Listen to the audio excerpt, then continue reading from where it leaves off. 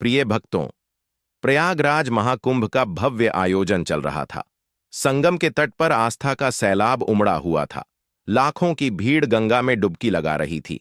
अखाड़ों की चहल पहल और हर तरफ साधु संतों के तंबू लगे थे। लेकिन इस बार इस पवित्र आयोजन के बीच कुछ ऐसा होने वाला था जिसने सभी को हिलाकर रख दिया। सेक्टर 18 के बड़े शिविर में एक दिन सुबह एक नया साधु पहुंचा। उसकी लंबी दाढ़ी, माथे पर चंदन का बड़ा टीका और गेरुआ वस्त्र उसे बाकी साधुओं जैसा ही बना रहे थे। वह धीरे धीरे शिविर के अंदर आया और मुख्य साधु के चरणों में झुक गया। मुख्य साधु ने उसकी ओर देखा और बोले, महात्मा जी, आप कहां से पधारे हैं? नए साधु ने हाथ जोड़ते हुए जवाब दिया, काशी से यहां संगम पर साधना करने की इच्छा थी, इसलिए आ गया। मुख्य साधु ने सिर हिलाते हुए कहा, बहुत अच्छा, यह पवित्र भूमि है, आप यहां आराम से रह सकते हैं। साधु शिविर के एक कोने में बैठ गया। उसने अपने झोले से एक पोटली निकाली, उसमें से चंदन और राख अपनी हथेलियों पर लगाया और ध्यान में बैठ गया। बाकी साधु उसकी ओर ज्यादा ध्यान नहीं दे रहे थे, क्योंकि महाकुंभ में रोजाना ऐसे नए चेहरों का आना जाना आम था। दिन भर वह साधु अन्य संतों के साथ साधारण तरीके से समय बिताता। वह सुबह जल्दी गंगा स्नान करता, दिन भर प्रवचन सुनता और रात होते ही ध्यान में लीन हो जाता। लेकिन रात के समय उसका व्यवहार हार बदल जाता। मुकेश, जो उस शिविर में सेवा का काम करता था, ने पहली बार गौर किया कि यह नया साधु हर रात चुपके से शिविर से बाहर चला जाता है। एक रात मुकेश ने देखा कि वह साधु शिविर के पीछे गया और जमीन में कुछ दबा दिया। मुकेश ने अगली सुबह अपने मित्र अनिल से बात की। मुकेश ने अपने मित्र से कहा, यार, मुझे लगता है यह नया बाबा कुछ गड़बड़ है। फिर अनिल ने कहा, क्यों, ऐसा क्या किया? उन्होंने मुकेश ने बताया, कल रात मैंने देखा कि ये कुछ जमीन में दबा रहे थे, पता नहीं, लेकिन कुछ तो अजीब है। अनिल ने हंसते हुए कहा, अरे, तुझे हर किसी पर शक होता है, हो सकता है वह कोई पूजा सामग्री हो। लेकिन मुकेश का मन शांत नहीं था। उसने तय किया कि वह इस साधु पर नजर रखेगा। उसी दिन प्रयागराज पुलिस को एक गुमनाम कॉल आया। कॉलर ने बताया कि महाकुंभ में एक आतंकवादी साधु के भेष में छुपा हुआ है और वह किसी बड़े की योजना बना रहा है। यह सुनकर पुलिस तुरंत सतर्क हो गई। इंस्पेक्टर राकेश शर्मा, जो महाकुंभ की सुरक्षा के प्रमुख थे, ने अपनी टीम को अलर्ट कर दिया। इंस्पेक्टर राकेश, हमें हर शिविर की जांच करनी होगी। किसी भी संदिग्ध गतिविधि को नजरअंदाज नहीं किया जाएगा। खासकर नए चेहरों पर ध्यान दो। पुलिस ने सभी शिविरों की गुप्त निगरानी शुरू कर दी। इस बीच सेक्टर 18 के शिविर में वह नया साधु सामान्य तरीके से दिन बिता रहा था, लेकिन रात को उसकी हरकतें जारी थीं।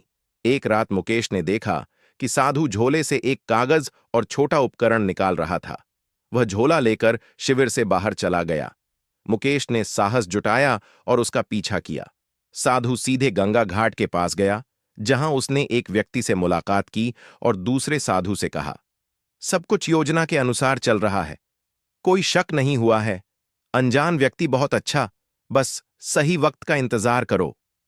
फिर मुकेश ने इन दोनों की बातचीत दूर से सुनी और अपने फोन से इसे रिकॉर्ड करने की कोशिश की, लेकिन वह बहुत डर गया था। अगले दिन उसने यह बात मुख्य साधु को बताई।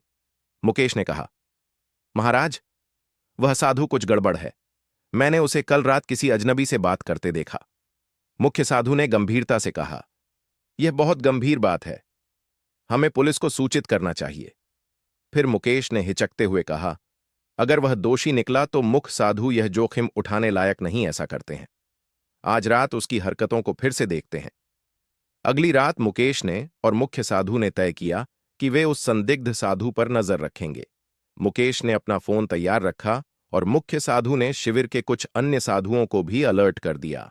रात का समय था, सब सोने की तैयारी कर रहे थे। साधु फिर से अपनी झोली लेकर शिविर से निकला। साधु गंगा किनारे के एक सुनसान घाट पर पहुंचा, जहां वही व्यक्ति मौजूद था जिससे वह पौर पहले भी मिला था। अनजान व्यक्ति ने पूछा, तुमने जो कहा था वह काम पूरा कर लिया? साधु ने उत्तर दिया, हां, उपकरण सही जगह पर सेट कर दिए गए हैं, बस एक आदेश का इंतजार है। मुख्य साधु और मुकेश यह सुनकर चौंक गए। मुकेश ने इस बातचीत को रिकॉर्ड कर लिया। मुख्य साधु ने धीरे से मुकेश से कहा, तुरंत पुलिस को बुलाओ। मुकेश ने पुलिस को कॉल किया और उन्हें सारी जानकारी दी। इंस्पेक्टर राकेश शर्मा और उनकी टीम तुरंत हरकत में आ गई। इंस्पेक्टर राकेश ने कहा, हमें इस संदिग्ध साधु को रंगे हाथों पकड़ना होगा। अगर वह सच में आतंकवादी है तो वह कोई बड़ा खतरा बन सकता है। पुलिस ने घाट की ओर जाने वाले सभी रास्तों को घेर लिया। कुछ जवान वेश बदलकर वहां पहुंचे ताकि साधु को उन पर शक ना हो। साधु और उसका साथी अभी भी बातचीत में व्यस्त थे। साधु ने कहा, यह आखिरी चरण है, बस जैसे ही भीड़ सबसे ज्यादा होगी हमें कार्रवाई करनी है। अंज व्यक्ति ने उत्तर दिया, यह हमला सबके लिए एक बड़ा संदेश होगा। कोई सोच भी नहीं सकता कि महाकुंभ जैसी जगह को निशाना बनाया जा सकता है। पुलिस टीम ने सही का इंतजार किया। जैसे ही साधु ने अपने झोले से एक और उपकरण निकाला, पुलिस ने उन्हें घेर लिया। इंस्पेक्टर राकेश ने कहा, हाथ ऊपर करो, पुलिस से बचने की कोशिश मत करना। साधु और उसका साथी हड़बड़ा गए। साधु ने भागने की कोशिश की, लेकिन पुलिस ने उसे पकड़ लिया। झोले की तलाशी ली गई तो उसमें विस्फोटक उपकरण और कुछ नक्शे मिले। पुलिस ने तुरंत साधु और उसके साथी को गिरफ्तार कर लिया। पूछताछ में पता चला कि वह एक अंतर्राष्ट्रीय आतंकी संगठन का सदस्य था। उसका असली नाम अयूब खान था और वह भारत में कई सालों से छुपकर रह रहा था। इंस्पेक्टर राकेश ने पूछा, तुम्हारा मकसद क्या था? महाकुंभ जैसे पवित्र आयोजन को क्यों निशाना बनाया?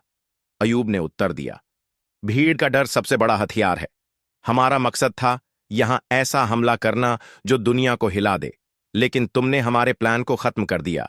पुलिस को साधु के झोले और शिविर के आसपास लगाए गए उपकरणों से बड़े हमले की योजना के सबूत मिले। अगले दिन प्रयागराज पुलिस ने मीडिया को बताया कि महाकुंभ में एक बड़ा आतंकी हमला टल गया। इंस्पेक्टर राकेश ने कहा, हम मुकेश और मुख्य साधु के शुक्रगुजार हैं, जिन्होंने सही समय पर जानक दी। यह सब उनकी सतर्क और साहस का नतीजा है। मुकेश और मुख्य साधु को महाकुंभ आयोजन समिति ने सम्मानित किया। मुख्य साधु ने कहा, हमने तो बस अपनी जिम्मेदारी निभाई।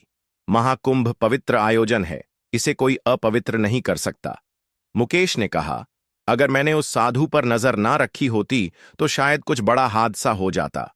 इस घटना ने सभी को सतर्क कर दिया कि आस्था के ऐसे बड़े आयोजनों में सुरक्षा और जागरूकता कितनी महत्वपूर्ण है। इस घटना के बाद महाकुंभ के आयोजकों और सुरक्षा एजेंसियों ने सुरक्षा व्यवस्था को और मजबूत किया। सभी शिविरों में नियमित जांच और निगरानी बढ़ा दी गई ताकि भविष्य में ऐसी किसी भी घटना की पुनरावृत्ति न हो। श्रद्धालुओं को भी सतर्क रहने और किसी भी संदिग्ध गतिविधि की सूचना तुरंत पुलिस को देने की सलाह दी गई। महाकुंभ जैसे विशाल आयोजनों में सुर रक्षा चुनौतियां हमेशा रहती हैं, लेकिन प्रशासन और जनता के सहयोग से इन चुनौतियों का सफलतापूर्वक सामना किया जा सकता है। इस घटना ने यह साबित कर दिया कि सतर्कता और सामूहिक प्रयासों से बड़े खतरे को टाला जा सकता है। भक्तों, यह वीडियो आपको कैसा लगा? हमें कमेंट बॉक्स में जरूर बताएं। भक्तों, अगर आप माता लक्ष्मी और भगवान श्री हरि विष्णु की असम कृपा पाना चाहते हैं तो कमेंट बॉक्स में लिखें, जय माता लक्ष्मी, जय श्री हरि विष्णु। इस साल हम पर और हमारे परिवार पर अपनी कृपा करें और हमारे दुख दूर करें और हमारे इस चैनल द मतंग वास्तु को सब्सक्राइब करें।